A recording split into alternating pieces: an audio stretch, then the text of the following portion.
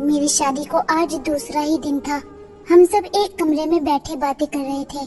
मेरा देवर अंकुश भी मेरी सास के पास ही बैठा था और मुझे छुप छुप कर देख रहा था। वो मेरे सामने आता हुआ बहुत शर्मा रहा था। खैर कुछ देर बाद मेरे पति आलोक भी कमरे में आ गए। उनके आते ही सब धीरे धीरे उठकर चले गए क्योंकि टाइम काफी हो चुका था। थोड़ी सी बातें करके हम दोनों भी सो गए। मेरे पति बहुत अच्छे इंसान थे, मेरा बहुत ख्याल रखते और मेरी ससुराल में भी अभी तक सब अच्छा था। अब शादी को 2-3 महीने हो गए थे, लेकिन अब तो सब और प्यार करने लगे थे। और मेरा देवर अंकुश भी मुझसे बहुत मजाक करता, पूरा दिन मेरे पीछे पीछे रहता और बहुत बातें करता। मैं भी उसकी बातों पर हंसती रहती और अपना घर का काम भी सारा कर लेती। एक दिन वो अपने कमरे में बैठा टीवी देख रहा था, तो मैं जैसे ही उसके कमरे में गई तो वो घबरा गया और उसने तुरंत टीवी को बंद कर दिया। मुझे थोड़ा शक हुआ और मैंने उससे पूछा कि तुम ऐसा क्या देख रहे थे जो मुझे देखकर टीवी ही बंद कर दिया। बोला कुछ नहीं, ऐसे ही बंद कर दिया।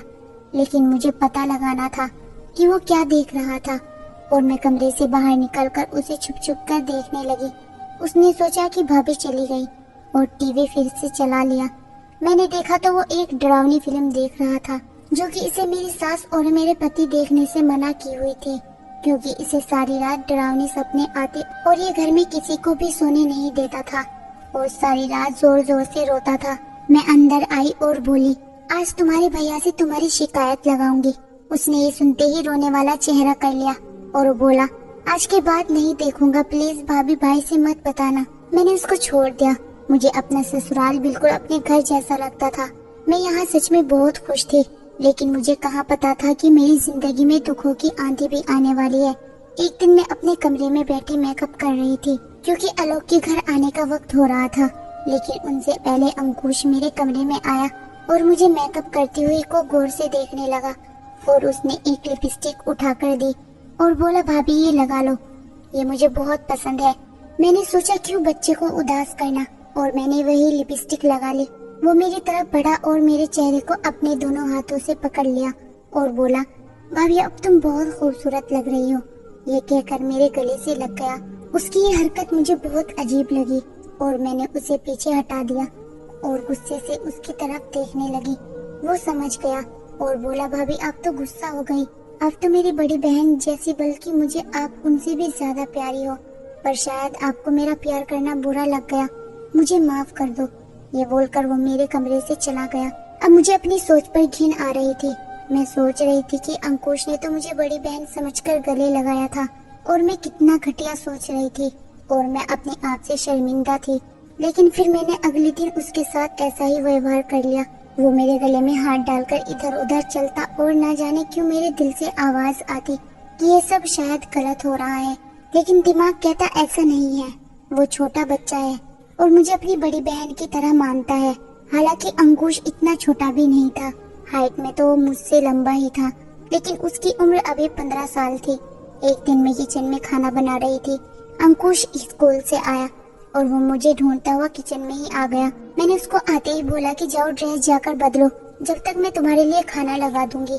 वो मेरे गले लगा, लेकिन मुझे बहुत पसीना आ रहा था तो मैंने उसे पीछे हटा दिया और वो मेरे करीब आकर अपने हाथों से मेरे चेहरे का पसीना साफ करते हुए बोला, भाभी इतना सारा काम क्यों करती हो, थोड़ा काम बहन से भी करा लिया करो, वो भी तो सारा दिन टीवी ही देखती रहती है। तो मैंने उसे हंसकर बोला कि जब तुम्हारी शादी हो जाएगी तो सारा काम तुम्हारी पत्नी से कराऊंगी। वो बोला, भाभी मेरी पत्नी आप अपनी जैसी ही लाना, आप मुझे बहुत अच्छी लगती है। आज मुझे उसकी नजरों में थोड़ा खोट दिखाई दिया।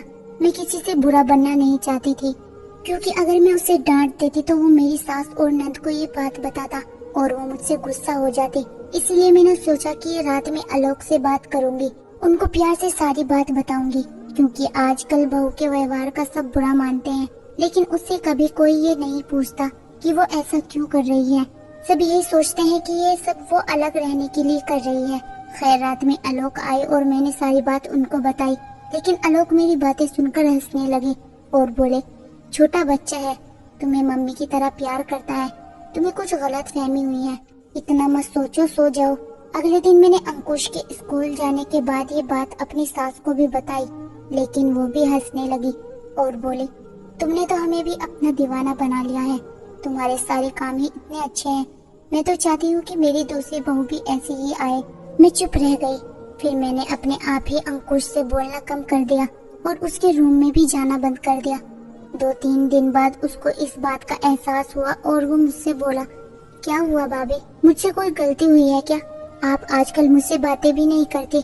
मैंने हंसते हुए बोला, नहीं, बस घर के कामों में ज्यादा बिजी रहती हूँ, इसलिए वक्त नहीं मिल पाता। वो मेरी बात भी सुन रहा था और मुझे बहुत गौर से देख रहा था और फिर मुस्कुराते हुए बोला, आपके चेहरे पर ये जो तिल है मुझे बहुत प्यारा लगता है, मन करता है कि बस देखता रहूं। मैंने उसे आराम से बोला कि मुझे इतनी गौर से मत देखा करो, और बहन से ऐसी बात नहीं किया करते, बुरी बात है। वो चुप हो गया और वहाँ से बिना कुछ बोले चला गया। मैं भी घर के काम में लग गई। खैर, दिन कुछ अच्छे गुजरे और एक दिन अचानक मेरी तबीयत खराब हो गई। आलोक मुझे डॉक्टर के पास ले गई तो डॉक्टर ने बताया कि मैं प्रेग्नेंट हूँ। ये सुनकर मैं बहुत खुश हुई और बाकी सब घर वाले भी बहुत खुश थे, लेकिन डॉक्टर ने मुझे आराम करने और लंबा सफर करने को मना किया था। खैर, कुछ दिन बाद हम सबको शादी में जाना था।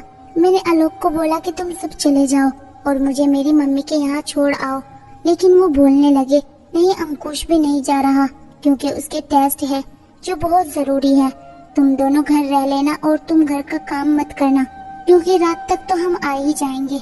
और वो चले गए, लेकिन शाम होते ही बारिश और तेज हवाएं चलनी शुरू हो गई और रात में आलोक का फोन आया और बोले कि हम सुबह तक ही आ पाएंगे क्योंकि बारिश बहुत तेज है और बिजली भी बहुत ज्यादा चमचमा रही है। ऐसे में अंकुश को बहुत डर लगता है, तो उसे अपने पास ही सुला लेना। मैंने इस बात के लिए आलोक को साफ मना कर दिया और बोली, वो बड़ा हो चुका है, अभी भी डरता है, उसे कोई डर नहीं लगता, मैं उसे अपने रूम में नहीं सुलाने वाली। आलोक बोले, क्या तुम बड़ा बड़ा लगाए रखती हो, मेरे साथ ज्यादा बहस मत करो, जैसा कहता हूँ कर लेना।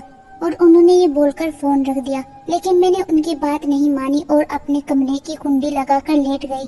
कुछ देर बाद बहुत जोर से बिजली कड़की, ऐसा लगा कि कहीं आसपास ही गिरी हो और लाइट भी भाग गई और मेरे कमरे का दरवाजा किसी ने बहुत जोर जोर से खटखटाया। मैं समझी अंकुश ही होगा और वो डर गया होगा।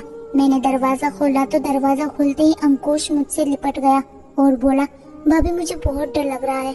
मैंने उसे शांत करने की कोशिश की, लेकिन उसने मुझे और जोर से पकड़ लिया। मैंने उससे कुछ देर गले लगाए रखा और बोलती रही, कुछ नहीं हुआ, सब ठीक है। लेकिन आहिस्ता आहिस्ता वो अपनी उंगलियां मेरी कमर पर चलाने लगा। जब मैंने ये महसूस किया तो मैंने एक झटके से उसे दूर कर दिया। इतने में लाइट भी आ गई और बिजली भी कड़कड़ाना बंद हो गई। मैंने उसे बोला, जाओ अपने कमरे में जाकर सो जाओ, अब तूफान भी रुक गया है। उसने मेरी तरफ देखा और बोला, भाभी अभी मेरे अंदर का तूफान नहीं रुका, एक बार वो रुक जाए तब चला जाऊंगा। ये कहकर उसने दरवाजा बंद कर दिया और मेरी तरफ बढ़ने लगा। उसकी आंखों में हवस साफ दिखाई दे रही थी। मैंने उसे बोला कि मैं तुम्हारी बड़ी बहन हूँ और तुम्हारी माँ के समान हूँ। वो बोला, मेरी बहन और मेरी मम्मी तो शादी में गए हुए हैं, मैं तो तुम्हें बहुत पसंद करता हूँ। उसकी ये बातें सुनकर या उसे देखकर वो मुझे कहीं से भी 15 या 16 साल का नहीं लग रहा था। मैं उसके सामने रोती रही, खिड़खिड़ाती रही, लेकिन उसने मेरी एक ना सुनी और अपनी सारी हवस मुझ पर निकाल ली और फिर अपने कमरे में चला गया। मैं सारी रात रोती रही और आलोक के आने का इंतजार करती रही, लेकिन अब मन करता कि किचन से चाकू लेकर उसे जान से मार दूं। खैर, सुबह हुई, आलोक आ गए। मैं आलोक के गले लगकर बहुत रोई और उसे रूम में ले जाकर सारी बात बताई। वो मुझ पर ही भड़क उठे और बोले, तुम्हें शर्म नहीं आती छोटे से बच्चे पर इतना बड़ा इल्जाम लगाते हुए? मैंने उसे बहुत समझाया, लेकिन उसने मेरी एक ना मानी और यहाँ तक कि मुझे मारने पर उतर आया। मैंने हिम्मत की, अपना एक बैग लिया और अपने मायके आ गई और अपनी मम्मी को सारी बात बताई। मेरी मम्मी बोली, तुमने उसे शुरू में ही क्यों नहीं डांटा? जो बात तुम मुझे आज बता रही हो, काश उस दिन बताई होती तो मैं तुम्हें सिखाती कि उसे कैसे हैंडल करना है। खैर, कुछ दिन बाद मैंने एक लड़के को जन्म दिया और एक दिन मुझे किसी अनजान नंबर से कॉल आया। मैंने हेलो किया तो सामने से कोई लड़का बोला। मैंने उसकी आवाज पहचान ली, वो अंकुश ही था और अपना फोन रिकॉर्डिंग पर लगा दिया। वो बोलने लगा, भाभी प्लीज घर वापस आ जाओ, मैं दोबारा से ऐसी गलती नहीं करूँगा। मैं बहक गया था। मेरे दोस्तों और गंदी फिल्मों की वजह से मुझे माफ कर दो, दोबारा ऐसी गलती नहीं होगी। मैंने उसे बोला कि तुमने कोई छोटी सी गलती नहीं की है जो माफ की जा सके। तुमने मेरी इज्जत पर दाग लगाया है और मेरा घर बर्बाद किया है। तुम माफी के काबिल बिल्कुल नहीं हो। और मैंने इतना कहकर फोन रख दिया और उसकी रिकॉर्डिंग आलोक को भेज दी और बोली कि देखो, जिसे तुम मासूम छोटा बच्चा समझते हो वो कितना बड़ा राक्षस है। आलोक ये रिकॉर्डिंग सुनकर दंग रह गया और पूरी सच्चाई जानकर अपने भाई को पुलिस के हवाले कर दिया। जब अंकुश जेल चला गया तो मेरी सास और आलोक मुझे लेने मेरे घर आए और आलोक ने हाथ जोड़कर और रोते हुए मुझसे माफी मांगी। मैंने भी इंसानियत के नाते उन्हें माफ कर दिया, क्योंकि मैं जानती हूँ कोई भी भाई अपने भाई बहन पर इल्जाम बर्दाश्त नहीं कर सकता जब तक वे हकीकत को न जान ले। और हुआ भी यही था। जब आलोक को सच्चाई का पता लगा तो उन्होंने अपने भाई का साथ न देकर उसे सजा दिलाना सही समझा और उसे पुलिस के हवाले कर दिया। उनके इंसाफ को देखकर मैं खुशी खुशी अपने ससुराल आ गई और मेरा घर काफी हद तक बच गया, जिसका मुझे डर था वे अब जेल की सलाखों के पीछे हैं। उम्मीद करती हूँ कि वे वहाँ से सुधर कर बाहर निकले, लेकिन मेरी सभी माँ बाप से विनती है कि अपने बच्चों का ध्यान रखें, उन्हें बुरे लोगों की संगत से बचाएं, ताकि किसी लड़की को मेरी तरह इस तरह के हालातों का सामना न करना पड़े।